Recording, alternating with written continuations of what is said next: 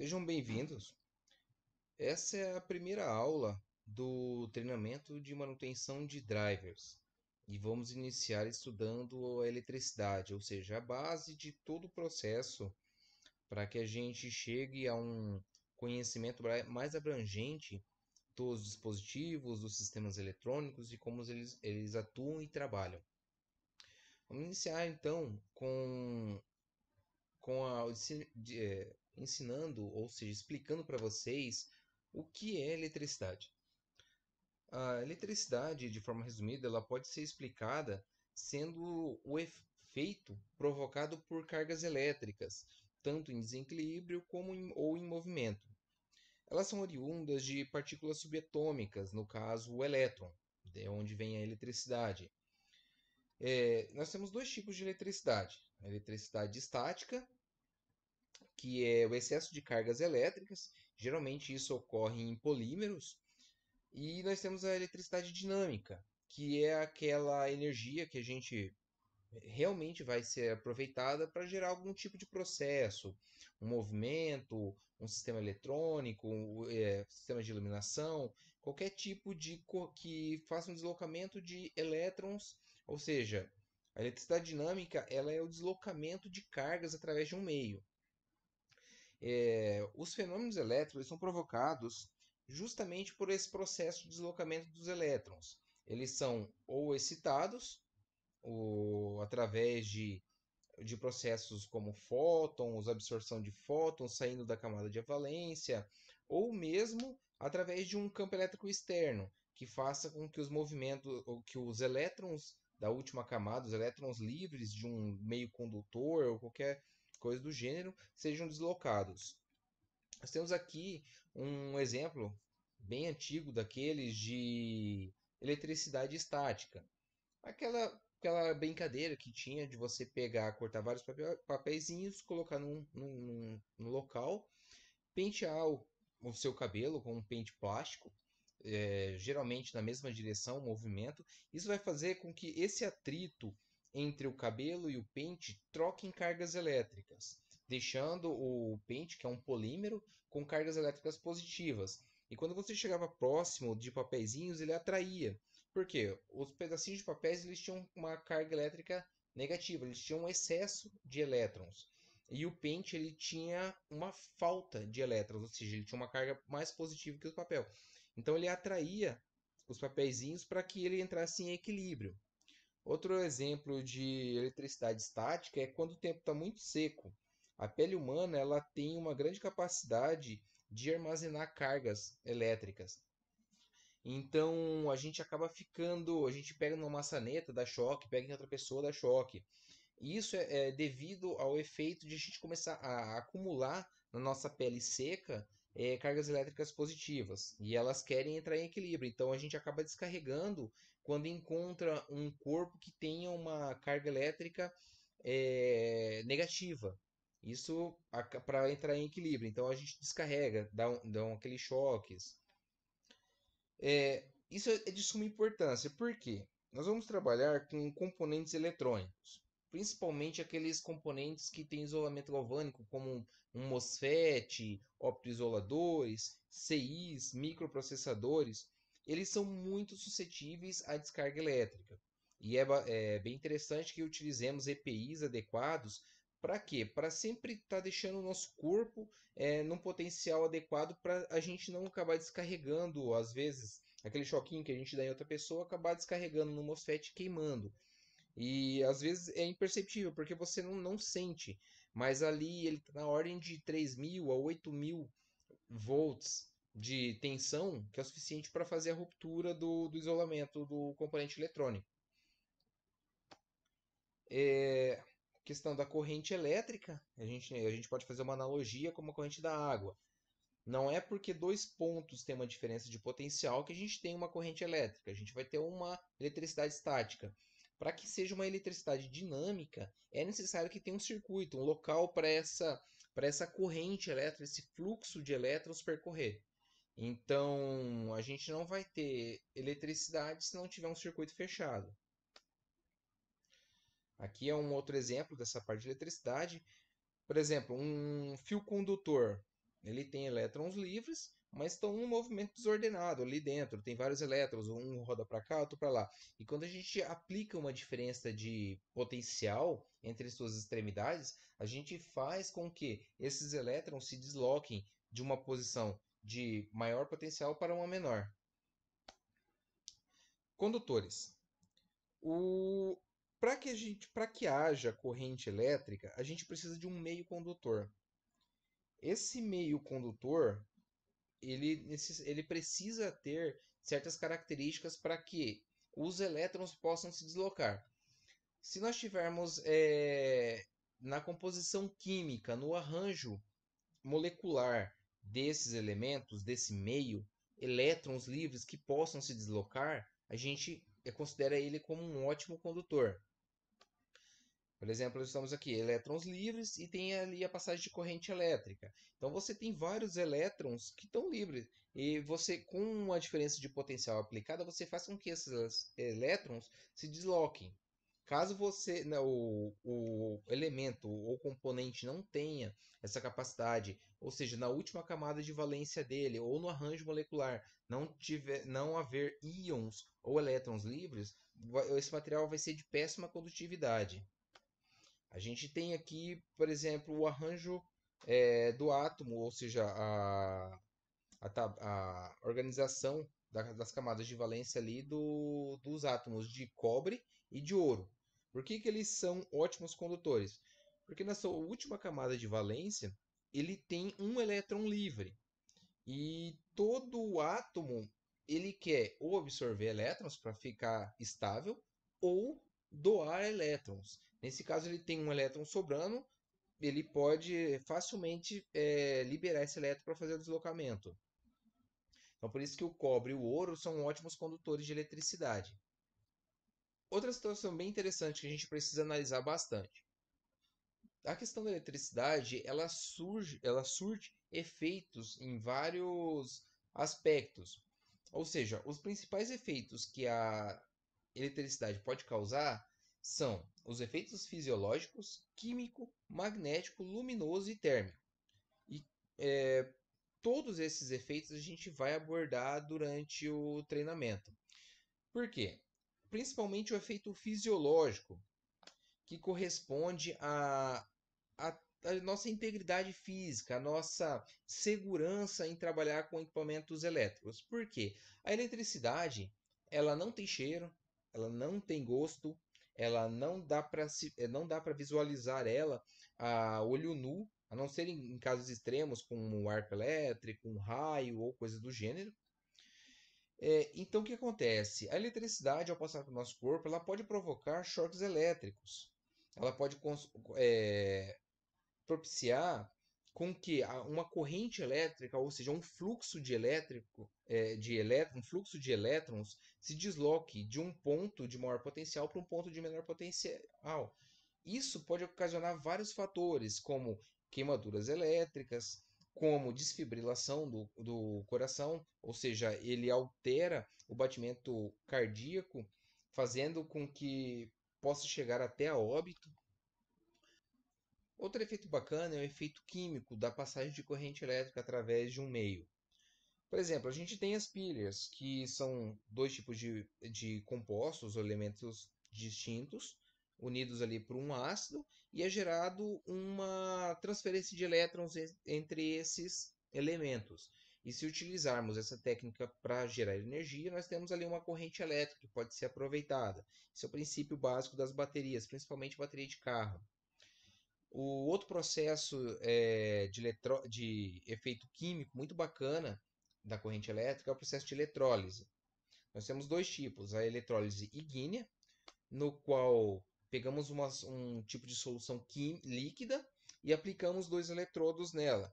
Quando efetuamos a passagem de corrente elétrica através desses eletrodos, nós vemos a formação de novos elementos nas suas extremidades.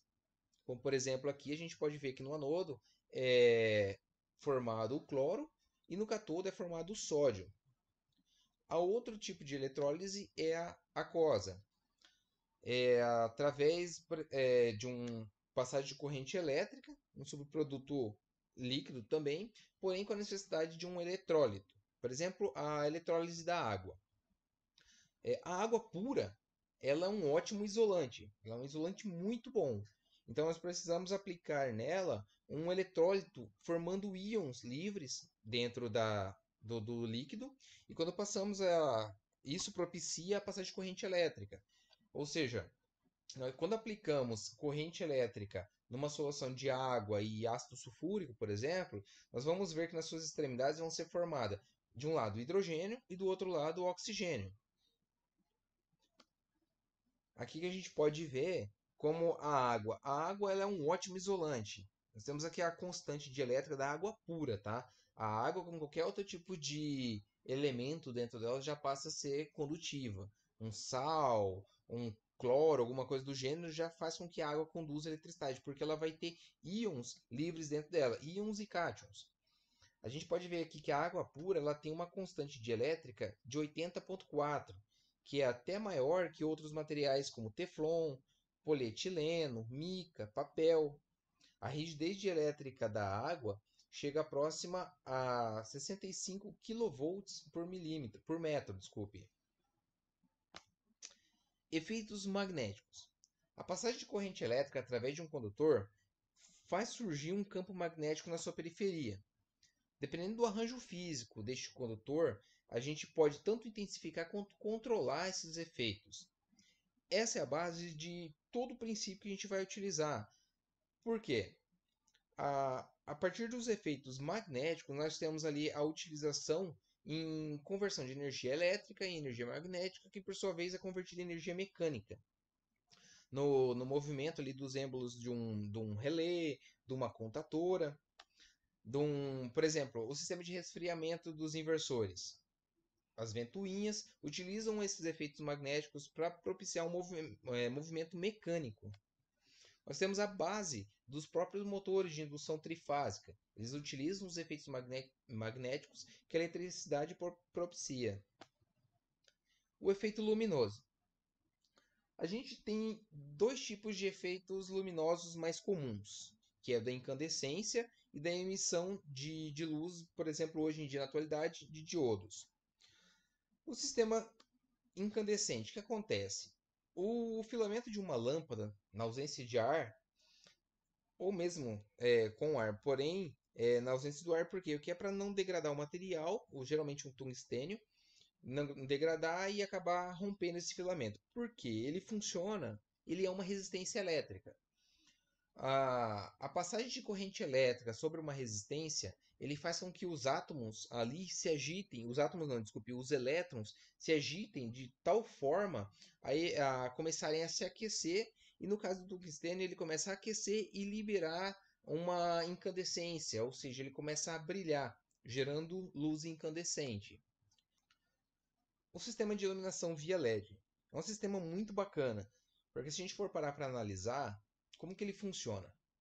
Quando há passagem de corrente elétrica num semicondutor do tipo LED, emissor de luz, o que ele faz naquele elemento, na base do átomo, da estrutura molecular dele? O elétron que está mais afastado do núcleo, ele está com mais energia, por isso ele está mais afastado, ele está se desprendendo do átomo.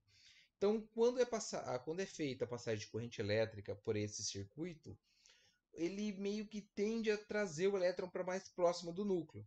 E como o elétron está afastado, ele tem mais energia. Para ele vir próximo do núcleo, ele deve perder parte dessa energia. E como que ele perde? Ele perde emitindo fótons de luz, de fótons de energia.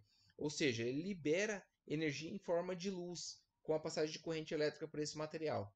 Por isso que é muito interessante essa parte microscópica, para a gente poder entender um pouco mais, tentar imaginar como funciona todo o circuito num total. Isso vai facilitar muito, tanto na parte de eletrônica como elétrica mesmo, a gente conseguir detectar falhas, verificar algum tipo de inconsistência no sistema. Isso é muito bacana. Já os efeitos térmicos provocados pela eletricidade possuem o mesmo princípio lá da lâmpada incandescente. Ele é uma resistência elétrica no qual ele limita, obstrui ali a passagem de corrente elétrica, fazendo com que os elétrons se agitem de tal forma a começar a liberar calor. E não só esse é um exemplo de efeito térmico, como também temos as placas Peltier. Esse aqui é do gerador do efeito térmico através de um aquecedor, por exemplo. Os elétrons livres começam a se acumular, se aglutinar ali, acelerando todo o processo, querendo passar. Então eles começam a gerar calor. Eles trocam energia em forma de calor. Esse é um outro exemplo, são as placas Peltier. São dois tipos de material distinto e quando a gente faz a passagem de corrente elétrica, ele tende a trocar, a transferir toda a temperatura de um lado para o outro, deixando um lado mais frio e um lado mais quente. Circuitos isolantes. Como eu disse, um material para ser um bom condutor, ele precisa ter elétrons livres, íons ou cátions no meio para poder propiciar a passagem de corrente elétrica. Os componentes isolantes, eles têm um arranjo molecular ou átomos tão aglutinados que eles não têm esses elementos. Eles não possuem elétrons livres, não possuem íons ou cátions em seu meio, propiciando a passagem de corrente elétrica. Todo isolante ele tem uma capacidade até certo ponto, uma rigidez dielétrica, vamos dizer assim, que é a capacidade de obstruir a passagem de corrente elétrica. Porém, dependendo do grau, da intensidade da diferença de potencial, é possível que haja uma autoionização do meio, fazendo com que haja uma passagem de corrente elétrica ali. Então, todo isolante ele tem um grau de isolamento. Por exemplo, a água. Como a gente pode ver aqui à esquerda, a molécula da água, ela é bem estável. Ela não possui elétrons livres, ela não possui íons livres se ela estiver no estado puro. Porém, é possível que a água se auto-ionize, dependendo das condições ou circunstâncias.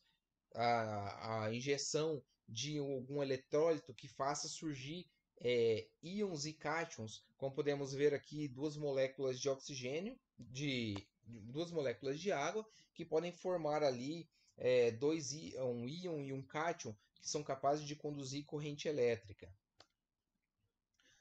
Os EPIs são muito importantes, por quê? E outra, é bastante interessante que sempre seja feita uma fiscalização, uma inspeção desses equipamentos, porque eles acabam se degradando, tanto fisicamente como por um prazo de validade. A gente temos aqui um exemplo dessas luvas de grau 12 de isolamento. Nós temos isoladores cerâmicos que são utilizados no sistema de transmissão de alta tensão, média tensão. Geralmente são formados por polímeros, que são ótimos isolantes. Um circuito elétrico. Um circuito elétrico nada mais é do que aquele processo de a gente fechar um ponto de maior potencial para um ponto de menor potencial, fazendo assim surgir uma corrente elétrica através dele. A gente tem aqui como exemplo o menor circuito possível, que já o nome já informa. Curto-circuito. É o menor circuito possível. Geralmente ele é responsável por uma alta corrente que acaba ocasionando um dano. Aqui é um outro modelo de circuito, que é o próprio esquema, o diagrama de um sistema inversor de frequência, que a gente tem aqui as entradas de energia, retificação, filtragem, sistema inversor e a saída no motor. Ou seja, a gente tem um circuito fechado desde a entrada até a saída, para poder fluir uma corrente, para que haja um fluxo de corrente elétrica aqui nesse meio. O uso da eletricidade. Atualmente, a eletricidade ela é tão indispensável ao cotidiano de cada um que às vezes a gente não enxerga o quão perigoso e também quão útil ela é, porque já se tornou comum os dispositivos que a gente utiliza hoje em dia, já se tornou prático as comodidades que ela nos permite. E a gente, em dois modelos de eletricidade dinâmica que a gente utiliza, que é o sistema CA de corrente alternada e o sistema CC de corrente contínua. O sistema de corrente alternada a gente aplica, por exemplo, em motores elétricos, trifásico, ventiladores, aquecedores, chuveiro elétrico e etc. A corrente contínua ela já está mais voltada para dispositivos portáteis hoje em dia. Por exemplo, motores CC dessas bikes que hoje em dia existem, dispositivos móveis como celulares, computadores. Aqui a gente pode ver um pouco como funciona o fluxo de corrente nos dois sistemas. No sistema DC, que é Direct Current em inglês, que é para o nosso CC corrente contínua, aqui ele mostra um fluxo do positivo para o negativo. Esse seria o sistema convencional. Ele sai os elétrons de um fluxo de maior potencial, e entram num de menor potencial, continuamente sem alternância. Já o AC, que é Alternating Current, esse fluxo de corrente elétrica ele alterna em sentido e amplitude x vezes por segundo. Ou seja, ele alterna de, por exemplo, numa tomada 127, mais 179, menos 179, mais 179, menos 179, numa forma de onda senoidal. E isso na nossa frequência de rede aqui do Brasil de 60 Hz. A questão de transformação da energia.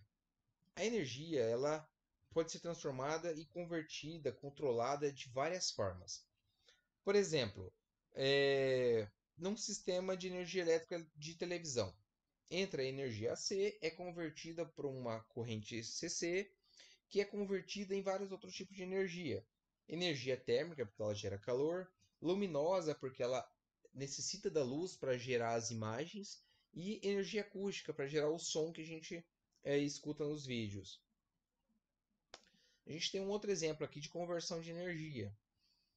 A gente tem a entrada das placas fotovoltaicas, que são em corrente contínua, passa por um inversor grid, que converte essa tensão contínua numa tensão alternada e é levado tanto para a rede da distribuidora quanto para dentro para consumo do final. A gente tem ali a entrada de energia, que é convertida novamente em energia luminosa pelo um abajur, convertida em energia eólica através de um ventilador. Então a gente tem vários processos de conversão de energia elétrica. Bom, aqui é o fim da nossa primeira aula. Espero que todos tenham gostado. Qualquer dúvida, por favor, não deixem de comentar, tá? Um grande abraço a todos e até a próxima aula.